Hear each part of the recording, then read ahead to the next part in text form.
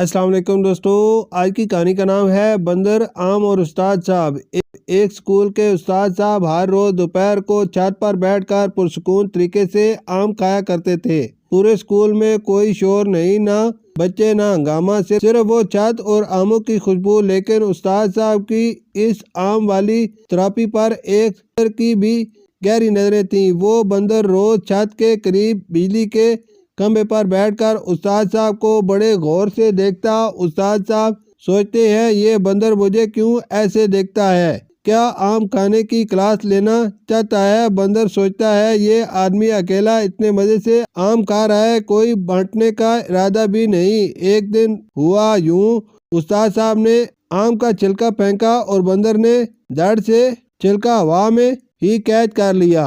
جی ہاں، بالکل کرکٹر کی طرح۔ پھر بندر نے چھلکے کو ایسے چبانا شروع کیا جیسے بڑے مزے کا کھانا ہو۔ استاد صاحب نے حیران ہو کر کہا، وہ چھلکے پر خوش ہو گیا، اندر بھی چکھ لے کبھی۔ بندر نے چھلکا پھینک کر ہاتھ نچا کر اشارہ کیا، جی ہاں آج ہی، آپ فکر نہ کریں۔ استاد ہنس پڑے، انہیں کیا پتا بندر نے دل میں کیا پلان بنا رکھا ہے۔ استاد صاحب جیسے ہی چھت پر پہنچے، بندر پہلے سے موجود تھا، چھت کے کونے میں بیٹھا، ہاتھ باندھے، جیسے کہہ رہا ہو، آئیں جی استاد صاحب، آج آپ کے آموں کا حساب کتاب ہوگا۔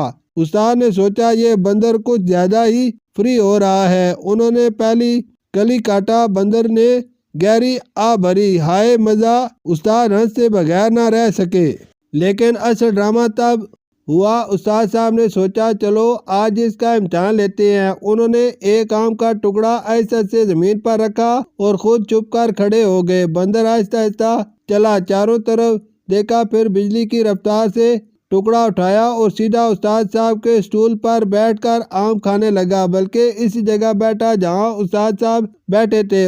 استاد چلا اٹھے، اوئے یہ میری جگہ ہے۔ بندر نے پورے اعتماد سے گٹلی چٹکائی اور اشارہ کیا، آج میرا پیریڈ ہے استاد جی۔ نیچے سے بچوں نے منظر دیکھا اور نعرے لگائے، سر بندر آپ کی جگہ بیٹھا ہے، سر لگتا ہے وہ نیا پرنسپل بن گیا، سر اس کو چھٹیوں کا نوٹیفکیشن بھی دے دیں۔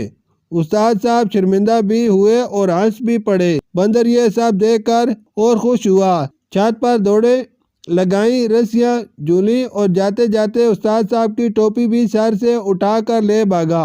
اگلے دن استاد صاحب چھت پر 2 آم لے کر آئے، ایک اپنے لیے، ایک بندر کے لیے۔ بندر آیا، آم دیکھا، استاد کی طرف دیکھا اور پھر آرام سے بیٹھ کر اپنا آم کھانے لگا۔ استاد صاحب نے کہا، چلو اب امن معاہدہ ہو گیا۔ بندر نے سر ہلایا جیسے کہہ رہا ہو، ہاں لیکن ٹوپی میری ہی رہے گی۔ شکریہ۔